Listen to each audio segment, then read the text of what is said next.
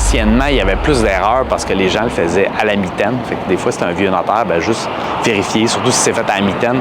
Je vérifie pareil, même si c'est de façon électronique. Là, OK, ben ça, est-ce que c'est le bon montant que je devrais payer? Surtout à la revente, là, je vérifie toujours si tu revends puis tu as un prêt hypothécaire privé ou la banque ou n'importe quoi, c'est quoi le montant? Puis est-ce que je peux avoir le papier de la banque ou de mon créancier qui dit combien j'y dois, puis c'est quoi les montants et tout?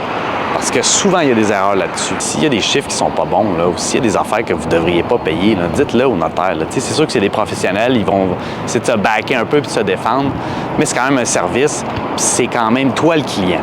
C'est toi qui payes. Fait que, assure-toi que les calculs sont bons. Assure-toi de vérifier chaque chiffre, à savoir hey, c'est quoi ça, pourquoi je paye ça. Puis quand tu t'en vas pour vendre une propriété, tu vas toujours avoir des frais de quittance qui sont le lien entre la maison, excuse-moi, ton titre de propriété puis l'hypothèque. Okay, pour enlever ça, enlever le lien avec ton hypothèque puis la propriété, ça s'appelle une quittance. On quitte. C'est une quittance pour enlever l'hypothèque. Ça va te coûter, règle générale, mettons, plus ou moins entre 800 et 1500, dépendamment du notaire. Ça, c'est le frais numéro 1 que tu vas avoir. Le frais numéro 2, c'est les notaires, eux autres, pour aller chercher les comptes de taxes et tout. Ben, c'est pas gratuit. Il faut qu'ils payent la ville pour avoir les comptes de taxes et il faut qu'ils payent le registre foncier aussi. Fait que ça, c'est des frais qu'après ça, ben, ils prennent puis ils vous redonnent. Fait que c'est pas gratuit même quand on vend. Même si on dit que c'est l'acheteur qui paye, le vendeur a quand même des frais parce qu'il y a toujours une clause dans la promesse d'achat qui dit les frais de radiation, de quittance ou les frais de paiement, de taxes qui sont à toi, monsieur le vendeur, madame la vendeuse. Ben, c'est toi qu'il faut qu'il s'occupe de ça, c'est toi qu'il faut qu'il paye. Même si c'est techniquement l'acheteur qui paye, parce que le gros de la facture, c'est l'acheteur qui va le payer, mais le vendeur a quand même toujours des frais.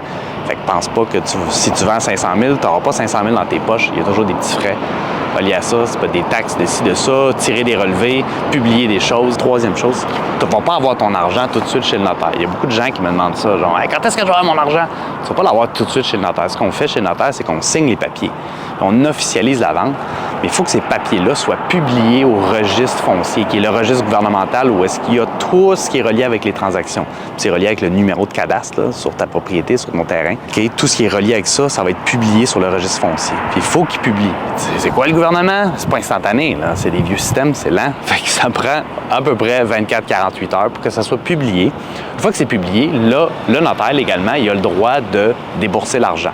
Ce qui veut dire, n'oublie pas, si c'est la fin de semaine, ça compte pas, c'est 2 jours ouvrables. Fait que le notaire, il va être capable de te donner l'argent 1 à 2 journées ouvrables après que tu aies signé la vente. Fait que c'est pas instantané, il n'y a pas d'argent comptant.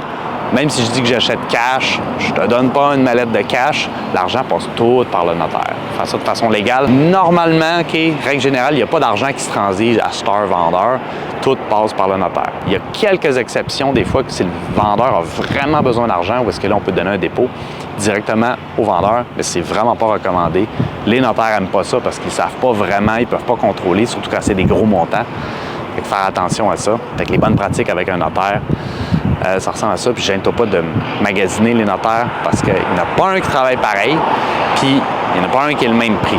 Commente-moi tes expériences avec les notaires, si tu as des expériences rocambolesques, je veux le savoir.